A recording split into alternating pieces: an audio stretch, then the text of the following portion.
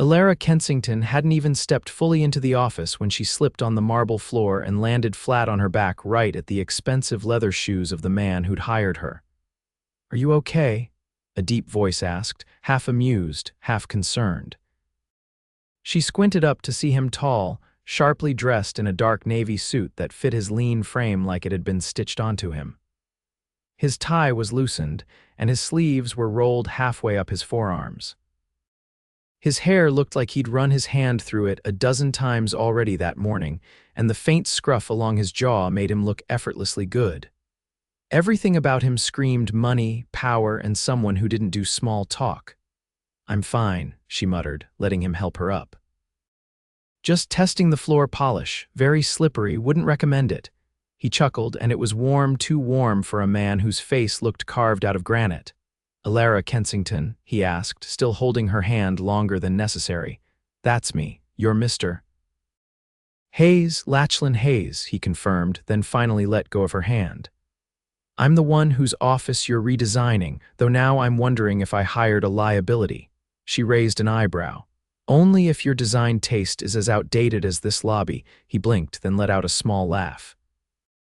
"This might be interesting." He walked her through the office, glass walls, black leather furniture, and cold chrome finishes. It felt like a bank vault married a hospital waiting room.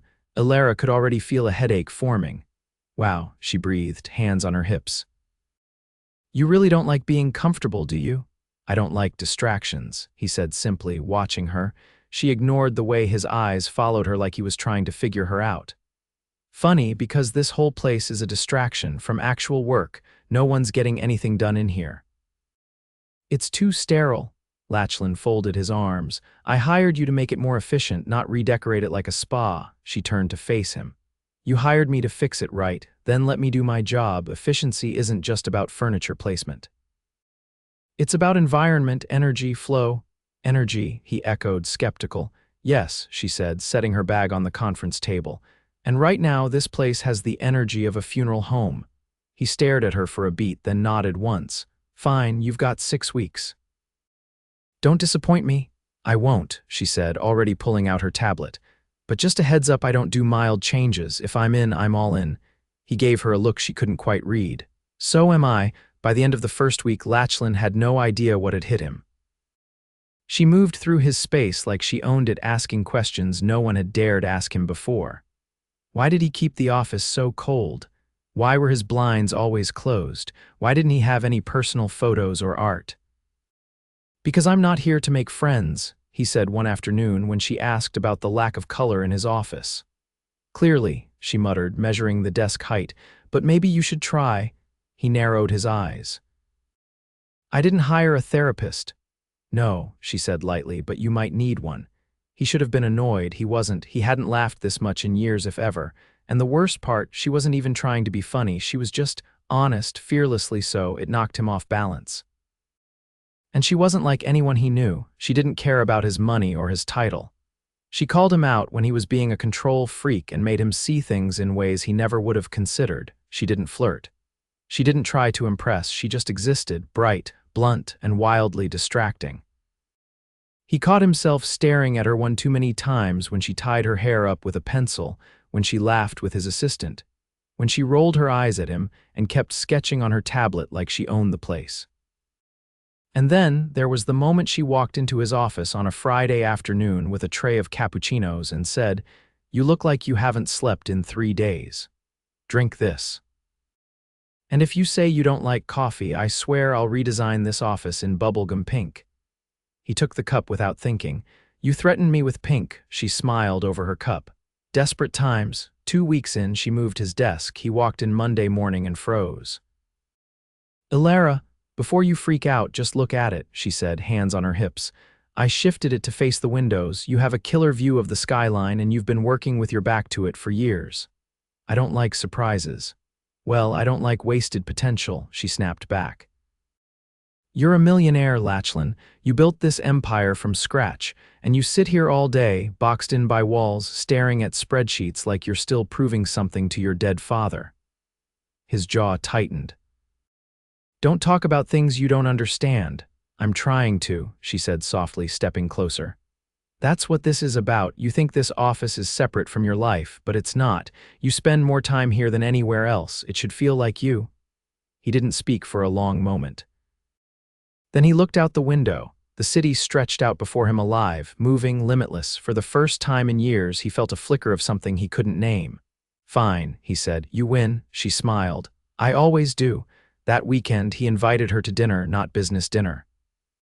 "Not a meeting, just dinner?" "Why?" she asked, eyeing him. "Because I want to," he said. "And I'm curious what you look like when you're not covered in paint samples." She hesitated, then nodded. "Okay. But I get to pick the place." The next night, he found himself in a tiny Italian restaurant in Brooklyn, far from his usual five-star haunts. The lights were dim, the air smelled like garlic and red wine, and Elara looked stunning. She wore a simple black dress, nothing flashy, but her hair was down and her eyes sparkled when she laughed. And God, when she laughed. He leaned back, watching her. "You're nothing like I expected." She sipped her wine. "Neither are you." They sat there for hours talking, laughing, sharing stories they hadn't meant to tell, and when he walked her to her car, he reached for her hand without thinking. "Elara," he said, voice low, "you've completely rearranged my entire office." She looked up at him. "That was the job." He stepped closer, his fingers brushing her cheek. "Yeah, but I didn't expect you to rearrange everything else." She didn't pull away. "Me either." He kissed her, soft, slow, certain. And for the first time in his life, Lachlan Hayes felt like maybe, just maybe, he didn't have to be in control of everything. Because Elara was already holding his heart.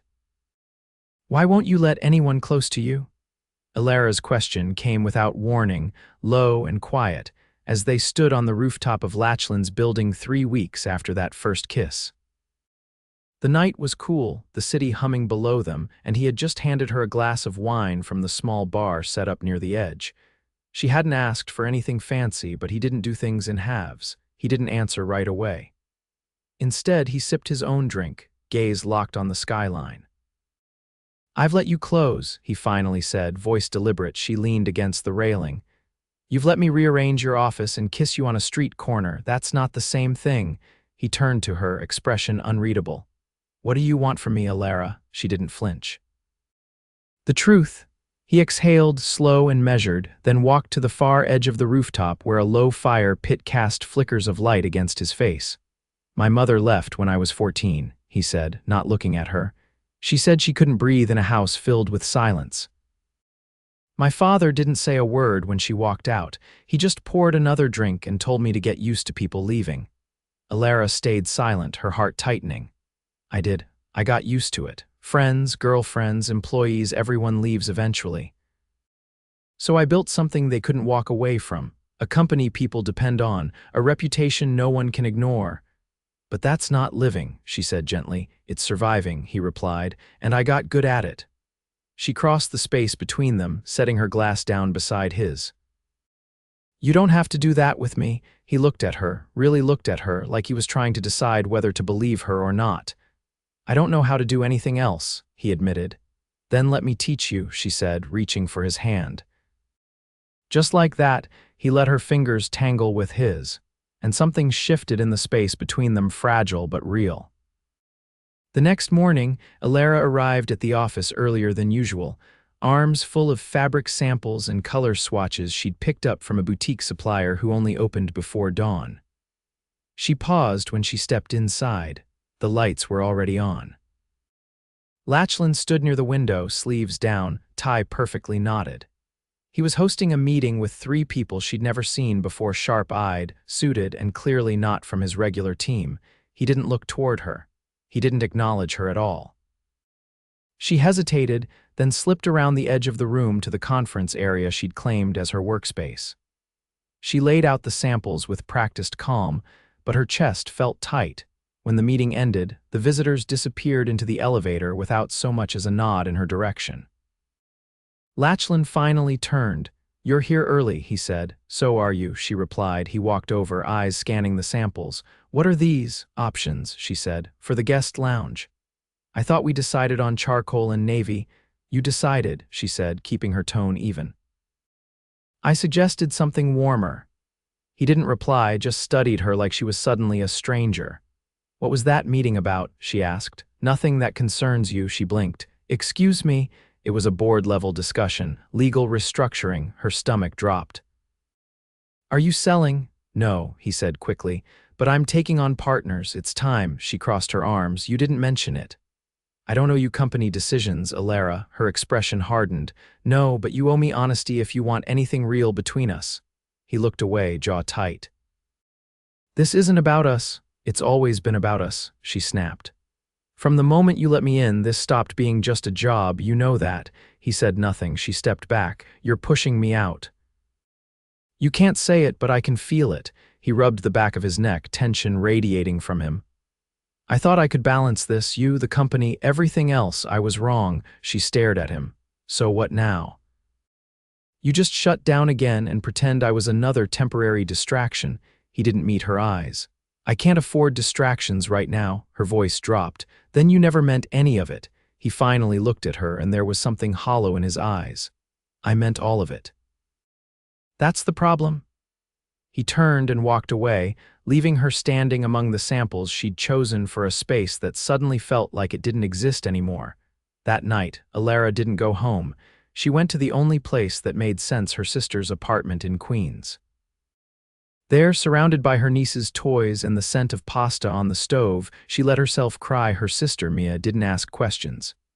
She poured wine, handed her chocolate, and waited. He shut me out, Elara finally said. Just when I thought he was letting me in. Mia gave her a long look. You think that means he doesn't care, doesn't it? Sometimes people run hardest when they care the most, Mia said. He's not used to needing anyone, and now he needs you. That's terrifying. Elara wiped her eyes. I didn't sign up to be someone's emotional rehab. No, Mia agreed. But you fell in love with him anyway. Elara closed her eyes. I don't even know what to do anymore. Then do nothing, Mia said. Let him figure it out. If he's worth it, he'll come back. 3 days passed with no calls, no explanations, no messages. Elara returned to the office only to pack her things. The contract was nearly done, and there was nothing left for her there. As she stepped into the lobby, she stopped short. The walls were painted a soft, warm gray. The cold chrome fixtures were gone, replaced with brushed brass. The waiting area glowed with new lighting, subtle, golden, inviting, and the desk, the one she'd begged him to replace, was gone. In its place stood the exact model she'd sketched on her second day, the one he'd dismissed as too casual. She walked further in, heart thudding. In the center of the new space sat a single envelope. Her name was written on it. Inside, there was a note, 4 words, "You're not a distraction." She stared at the handwriting, tears stinging her eyes, then she turned. And there he was. Standing at the end of the hallway, no suit, no armor, just Lachlan, waiting. I didn't know if you'd come back, Lachlan said quietly. Elara didn't move from where she stood.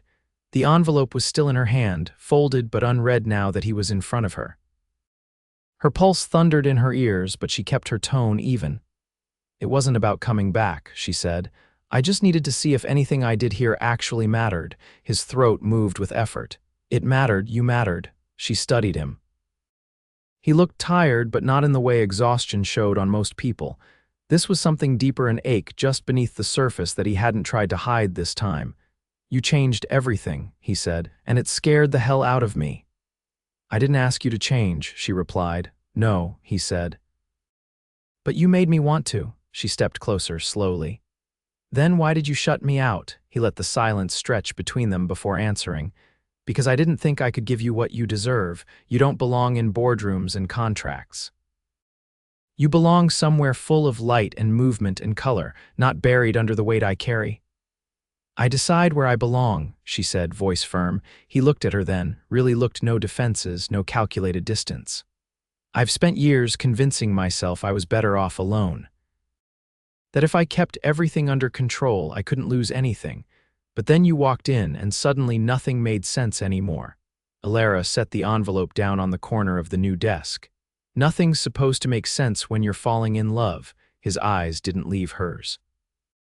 That's what this is, isn't it? You tell me.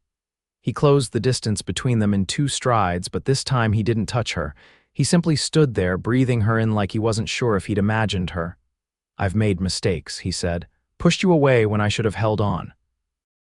But I don't want to keep pretending that all I need is control and order. I need you." Her eyes glistened, but she didn't let them fall. "Then stop talking and prove it." Without hesitation, he reached into his pocket and pulled out a small silver key. "I bought the entire top floor," he said. "Not for the company, for us," her brow knit. "What are you talking about?" "I designed it with your plans," he continued. "But not for another workspace. It's a residence, a home. I had the contractors tear down the old partitions and follow your open layout concepts. There's a terrace, a studio, everything you said you needed to feel free." She stared at him, speechless. "I didn't buy it to impress you," he added. "I bought it because I realized something. You don't fit into my old life, and I don't want to live without you. So I built something new, something we could share." Elara stepped closer, and this time she rested her palm against his chest. "You did all that in 3 days. I started the day after you left," he admitted. "I just didn't know if you'd ever see it." Her voice was barely a whisper. "Why didn't you tell me sooner?" "Because I was afraid you'd say no." She leaned in, pressing her forehead to his. "You idiot, I was waiting for a reason to say yes." His arms wrapped around her, grounding her in a way nothing else ever had. For a long moment, neither of them moved. The city churned beneath them, but up here, it was just them and the pieces of something real. Later that night, she followed him into the elevator. As they rose higher than the executive floors, she watched his reflection in the mirrored walls, his jaw tense, his hands steady but flexing at his sides. When the doors opened, her breath caught. The floor was unrecognizable. Gone were the sterile hallways and glass partitions. Instead, warm wood tones lined the floors, curved walls created fluid movement through the space, and soft lights spilled from recessed fixtures above. The air smelled faintly of fresh paint and cedar. He led her through the open gallery space to a sunken living area with floor-to-ceiling windows and a sprawling view of the skyline. "I didn't know what to call it," he said. "It's not quite a penthouse, not quite an office, but I thought maybe it could be us." She turned to him with wide eyes. "You remembered everything." "I listened for once," he said, "and I let go." Her fingers traced the edge of a sculptural light fixture she'd mentioned in passing during one of their early conversations. "Is this permanent as I can make it?" he said. "But only if you'll stay." She walked to the middle of the room and spun once, taking in the space, then she stopped and faced him. "You didn't just rearrange your office," she said. "You rearranged your entire life." He stepped toward her, closing the distance. "And I'd do it again." "For you," she smiled, and this time it reached all the way through her. "Then I guess I'll have to redesign everything around us." He pulled her into his arms, kissed her with something deeper than longing, something that tasted like home, and for the first time since she'd stepped into his world, Elara didn't feel like she was trespassing. She felt like she belonged. Rain licked the glass walls of the terrace as dusk turned the skyline gold, then violet. Elara stood barefoot on the newly finished floor of the open-plan suite, arms crossed as she stared at the canvas propped against the far wall. It wasn't finished, she hadn't even started, really, but she'd brought it up the night before because this place, this space he'd built with her in mind, deserved a beginning. From behind, she heard the sliding door open and soft footsteps approach. Lachlan didn't speak right away. He just draped a light cashmere sweater over her shoulders, then stood beside her in silence. "It's strange," she finally said. "I've worked in 100 spaces, but this is the only one that feels like it's waiting for something." He tucked his hands into his pockets. "Maybe it's waiting for you to claim it." She turned to him. "I already have." His eyes flicked to the canvas. "You haven't painted since that night in Brooklyn." "I didn't want to start anything I couldn't stay with." Lachlan's voice was low. "You're staying." She studied him carefully, reading the tension beneath his calm. "Are you sure you can handle that?" He didn't hesitate. "I've restructured everything, delegated more than I ever have. I even took my name off the daily operating reports." She blinked. "You did what?" "I realized something," he said. "I built this company to prove I could, but I never thought about who I was building it for." Elara's brow furrowed. "And now I want it to be something I can walk away from, at least for weekends." "Maybe even more than that." She stepped closer. "You're talking like you want a life." "I want ours," he said quietly. Not just a version that fits around board meetings and quarterly reviews, a real life, with dinners we don't rush through, mornings we don't spend staring at separate screens. A future that isn't measured in deadlines. The rain had softened to a mist outside. Elara's heartbeat thudded in time with the stillness between them. "I got offered a gallery slot," she said. "In Florence." His expression didn't change, but something flickered behind his eyes. "When? 3 months from now, it's a shared exhibit. They want a collection that explores transformation." He nodded slowly. "Are you going?" I told them I'd think about it. He stepped forward, voice even. "If you want to go, you should. I'll come with you," she blinked. "What? I've never been to Italy. I've never taken a real vacation. I know the board will panic, but I don't care." Elara's eyes softened. "You'd really leave all this just like that?" "I'd never leave it, but I'd pause it. Life doesn't wait for anyone, Elara." "I learned that the hard way." She tilted her head. "What changed your mind?" "You," he said simply. "You walked into my world like it was yours and reminded me that nothing I've built means anything if I'm not willing to build with someone else." A knock sounded at the elevator across the suite. Lachlan frowned. "I wasn't expecting anyone." Elara glanced at the clock. "It's nearly 9. He crossed the room and keyed in the security code. When the doors opened, an older woman with silver-streaked hair stepped out, her coat damp from the rain. Elara's breath caught. Lachlan's entire posture shifted. "Mrs. Foster," he said, stunned. "How did you—" "She reached out to me," the woman said, looking past him to Elara. "Said you might need closure." Lachlan turned slowly, eyes locking with Elara's. "I found her name in the employee logs you kept from your father's estate," she explained gently. "You once told me your mother left without a word, but you never looked at the people who might have known why she left." Mrs. Foster stepped forward, her voice soft. "Your mother didn't leave because of you, Lachlan. She begged your father to come to therapy. She begged him to stop drinking, but he refused. She was drowning and she left because staying would have destroyed her." His voice cracked. "She never even said goodbye. She wrote you letters," the woman said, "but your father never gave them to you." Elara reached into her pocket and handed Lachlan a small, worn bundle tied with a faded green ribbon. "I didn't read them." "I thought maybe you should." He took them slowly, hands trembling. For a long moment he said nothing, then he nodded once, almost imperceptibly. "Thank you," he said, voice rough. Elara exhaled shakily. "I didn't do this to hurt you. I just thought maybe it was time." "It is," he whispered. Mrs. Foster gave his hand a gentle squeeze. "She lives in Vermont now, quiet life, gardens, paints a little." Lachlan looked at Elara. "She paints," she nodded. "Would you want to meet her?" His eyes shone, but he smiled. "With you, yes." 2 weeks later, they stood in a quiet garden behind a small cottage nestled between tall pines and ivy-covered stone. The woman who stepped out onto the porch had the same eyes as Lachlan, but softer, weathered by time and something achingly familiar. Their reunion was quiet, no tears, no dramatic declarations, just the long, fragile silence of two people realizing they could begin again. That night, as Elara wrapped a blanket around her legs beside the fireplace, Lachlan sat beside her, the letters open in his lap. "She wrote about me like I was still hers," he said. "Even after everything. She never stopped loving you," Elara said gently. "She just stopped trying to survive in a place that wouldn't let her breathe." He looked at her, eyes full of something raw and grateful. "You gave me that too." 3 months later, Florence bloomed with color, and Elara's gallery opening buzzed with energy.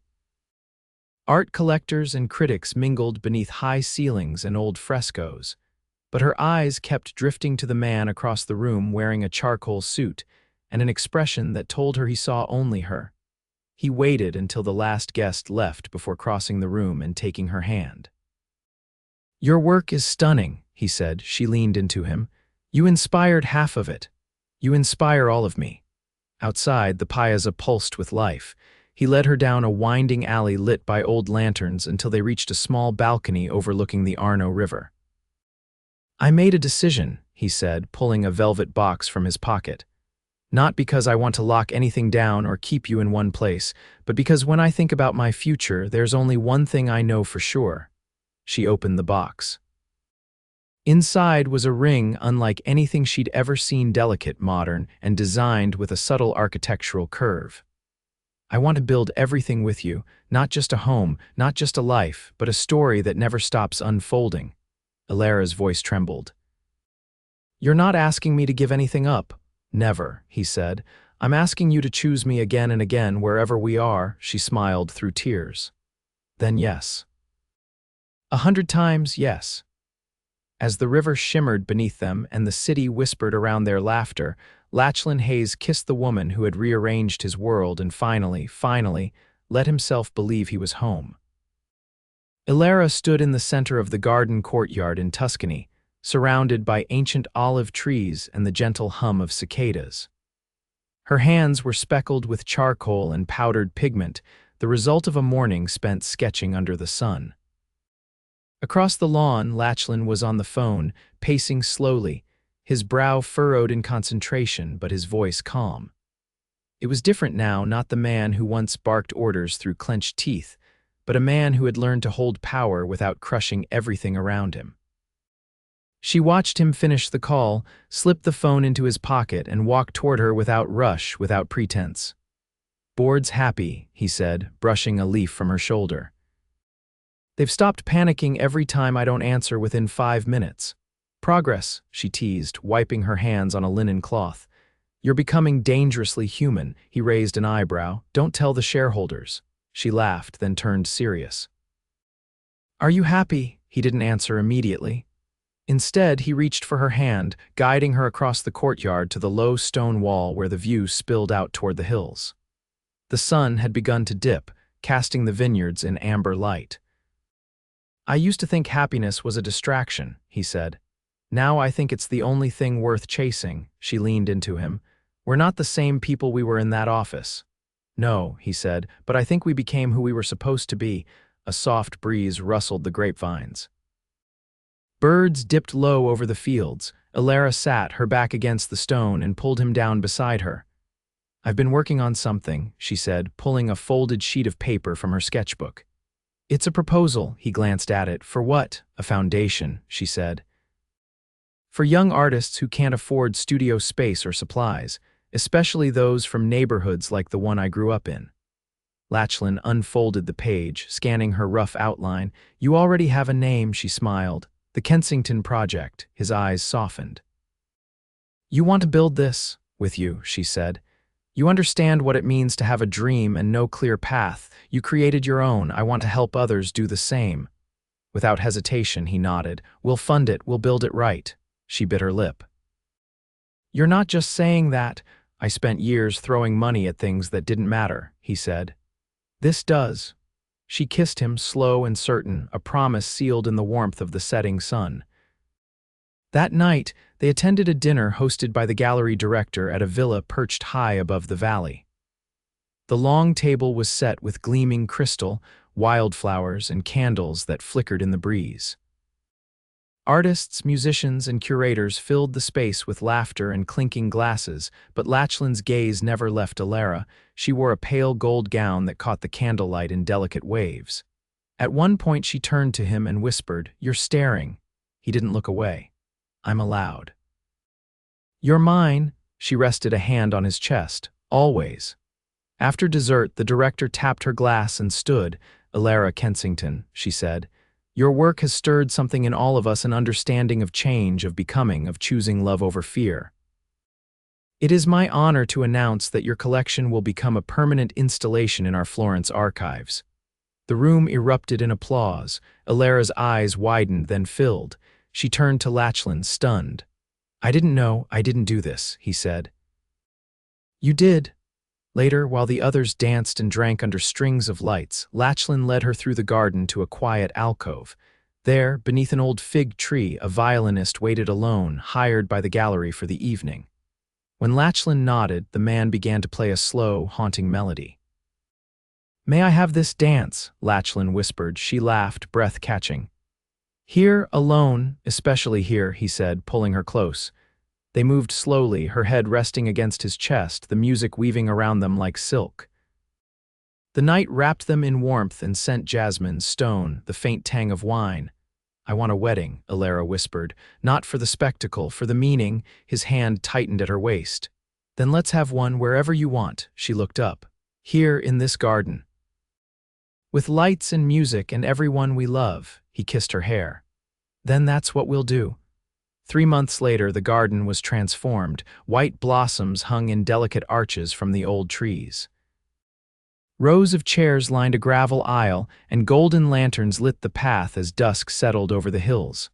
Elara stood beneath the fig tree in a gown of layered silk, her curls pinned with tiny pearls.